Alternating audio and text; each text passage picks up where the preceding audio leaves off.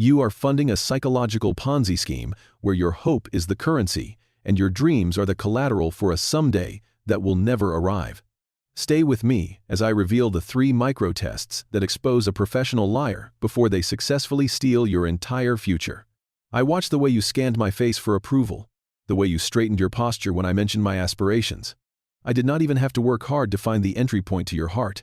I just took the things you were already dreaming about, the little fragments of hope you dropped in your conversation like breadcrumbs during our first few dates, and I fed them back to you, warm and shimmering like gold.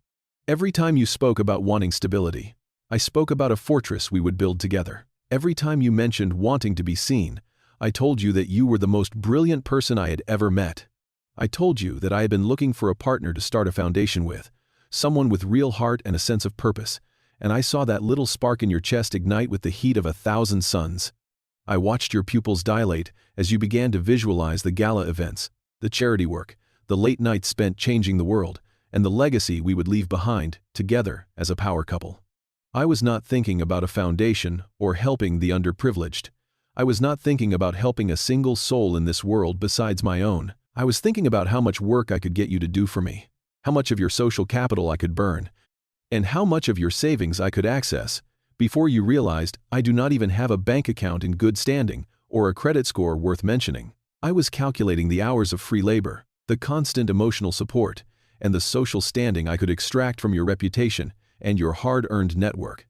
I was already planning how I would explain away the eventual lack of progress by blaming the corrupt system or your own lack of focus. This is how it begins, with the shimmering mirage of a shared destiny that feels so real you can almost taste it. It is the high, the rush, the absolute certainty that you have finally found the one person who sees the real you, the person you have always wanted to be, but were too afraid to manifest alone. It feels like destiny, but it is actually a script. But you are not seeing me at all. You are seeing a mirror I am holding up with practiced precision, reflecting a version of yourself that is finally happy and understood. I am studying your reactions, adjusting my tone, and tailoring my backstory to be the perfect missing piece to your puzzle.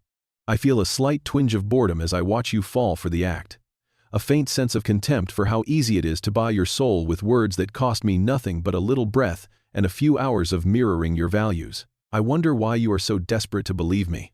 But that boredom is quickly replaced by that familiar, intoxicating surge of power. I own your tomorrow now, because as long as I can keep you looking at the horizon, as long as I can keep you focused on the sunrise that is always just one more day away, you will never look down at the erasure I am making of your current life. You will ignore the holes in my stories. You will ignore the fact that I have already started breaking your peace of mind with my constant, subtle demands and my biting criticisms that I mask as jokes or helpful advice intended to make you better.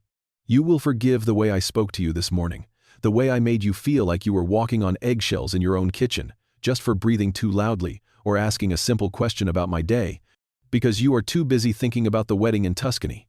You are mentally picking out flowers and inviting guests to a party that exists only in the air between us. It is a beautiful dream, isn't it? The espresso on the balcony, the vine-covered hills of the countryside, the feeling of finally being safe in the arms of someone who truly understands the depth of your character and the scars of your past. It is a shame it will never happen. I have no intention of ever boarding that plane or even applying for a visa. I do not even intend to pay for the taxi to the airport. I have no savings, no plan, and no desire to actually build anything that requires effort. I just need you to keep paying for the tickets today with your devotion, your labor, and your silence. I need you to keep providing me with the attention and the adoration I require to keep my own internal emptiness at bay. Like pouring water into a bucket with a hole in the bottom. I need you to be the witness to a greatness I do not possess. If you ever stop, if you ever demand that I actually show up and be a real person with responsibilities, honesty, and empathy, I will have to extinguish your spirit just to stay in control of the narrative. I cannot allow you to be the person who saw me fail. I will turn every one of your strengths against you until they feel like shameful weaknesses. If you are kind, I will call you weak. If you are intelligent, I will call you arrogant. I will make you feel like the crazy one for even asking for the very things I promised you 6 months ago. I will make you feel like you are the one who is failing us, like your lack of faith or your negativity is the only reason the dream has not come true yet. I will move the goalposts every single time you get close to a milestone. And the best part is, you will believe me, because you want the dream to be real more than you want to see the truth of the man standing in front of you. You will apologize for being difficult and demanding when you were only asking for basic honesty and a phone call. You will try even harder to earn the dream I am dangling just out of your reach, like a carrot in front of a starving horse, until you are too exhausted to run anymore and you collapse in the dirt. I will watch you struggle and feel nothing but the satisfaction of knowing I am still the center of your universe, even as I prepare to find someone new to feed me the hope you no longer have. I watched the way your face fell when I told you I could not make it to your sister's wedding because I had a business emergency that did not exist and never would. I watched you standing there in your dress, the one you spent weeks picking out, and the one you bought specifically because you thought I would like the way it looked on you, and I felt a surge of cold, detached satisfaction. I enjoyed the power of being the reason for your sadness. I saw the doubt flicker in your eyes for just a second. A tiny moment of clarity where you realized that I am never there when it actually matters to you, only when it serves my ego or my image. I knew I had to move fast to suppress that realization before it took root and turned into a boundary that I could not cross. I did not apologize for letting you down or for the tears forming in your eyes. I did not offer comfort for your embarrassment when you had to explain my absence to your family for the third time this year. I got angry.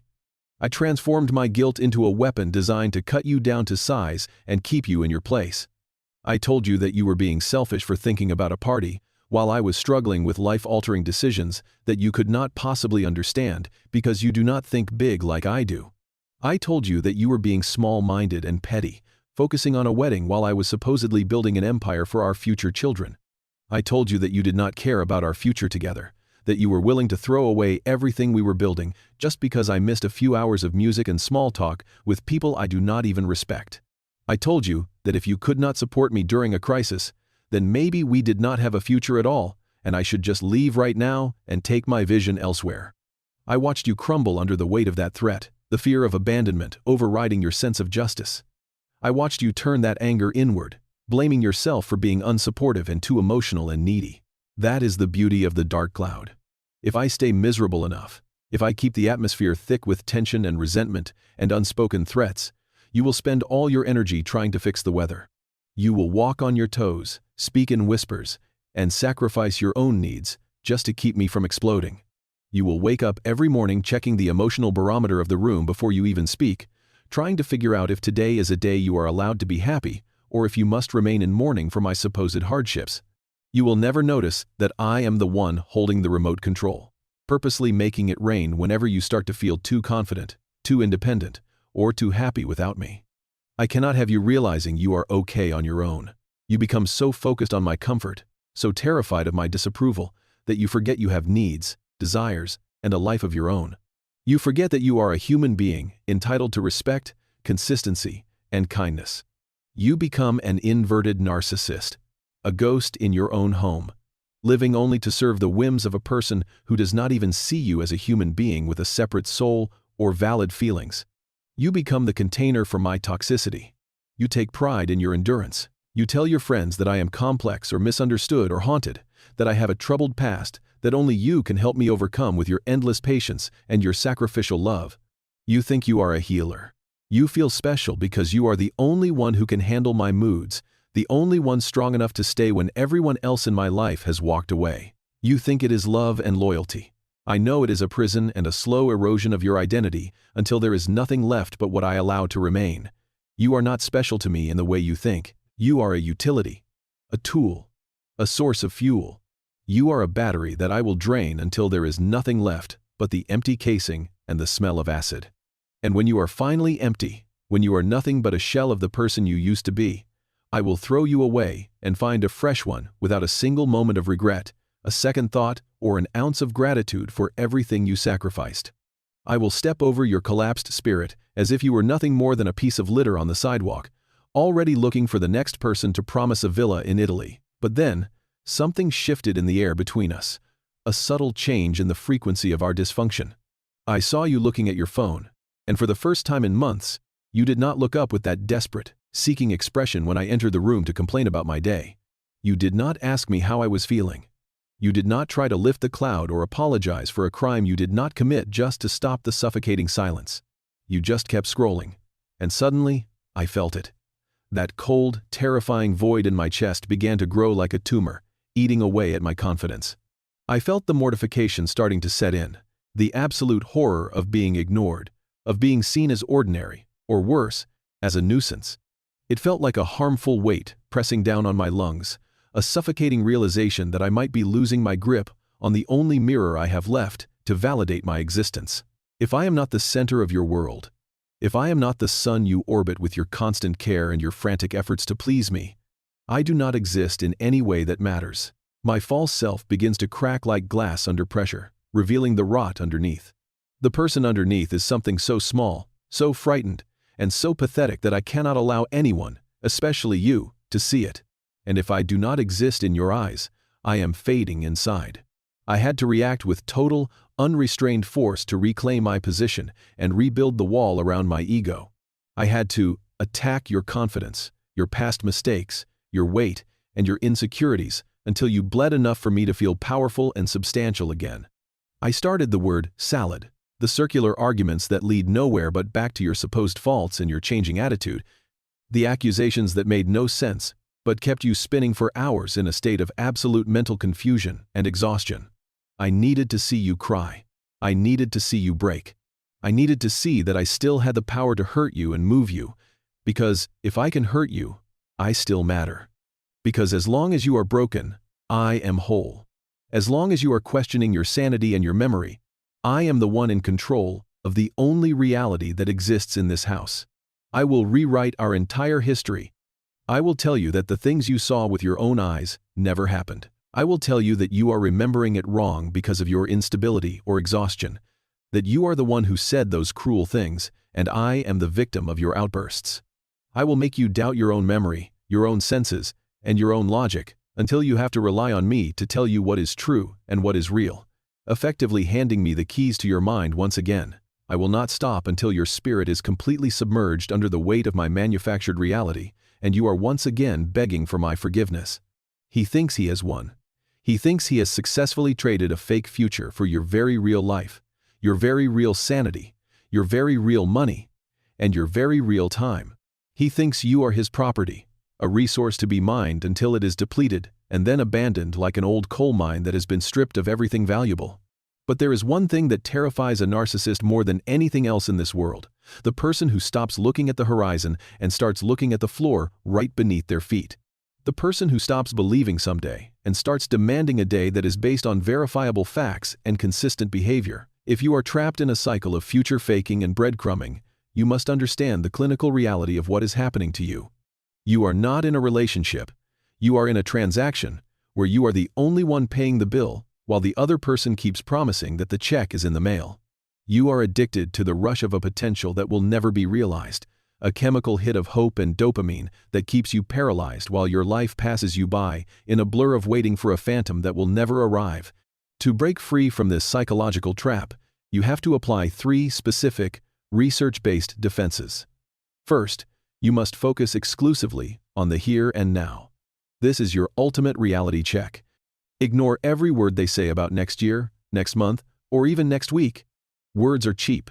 They are just vibrations in the air meant to distract you from the truth of the present moment. Actions are the only currency that matters in a healthy, adult life. Judge the relationship strictly on what is happening today, at this moment. If they are promising a mansion and a life of luxury, but cannot treat you with basic respect at the grocery store, or help you when you are sick today, the mansion is a lie. As Dr. Ramani advises, do not write checks on funds that have not cleared in the bank of reality. If the behavior is not in your account today, if they are not showing up for you right now in a tangible, respectful way, it does not exist. Do not bank on a promise that has not been kept once in 3 years. Second, implement micro-testing. This is how you audit the liar and reveal the cracks in the mask before the damage becomes permanent and your life is wasted. Stop overlooking the small, broken promises and the minor letdowns. If they say they will call at 5 o'clock and they do not, or if they say they will pick up milk and they forget every single time, believe those small actions. These are not accidents. They are patterns of indifference and tests of your boundaries to see how much you will tolerate. These are the indicators of their true character. If they cannot manage the small stakes of a phone call or a grocery run, they are fundamentally incapable of managing the high stakes of a lifelong commitment, a mortgage, or a shared future. They are showing you their maximum capacity for effort, and it is severely lacking. Do not expect a person who cannot be bothered to call to be the person who builds a foundation with you. Third, you must detach your dreams. This is the most important step for the survival of your soul and your future happiness. Reclaim your aspirations from their grasp. Your dreams are not a joint venture with a predator. If you want to buy a house, start a business, or travel the world, create a plan to do it without them. Do not wait for their permission, their approval, their financial contribution, or their participation. A narcissist uses your dreams as a hostage to keep you compliant, quiet, and hopeful.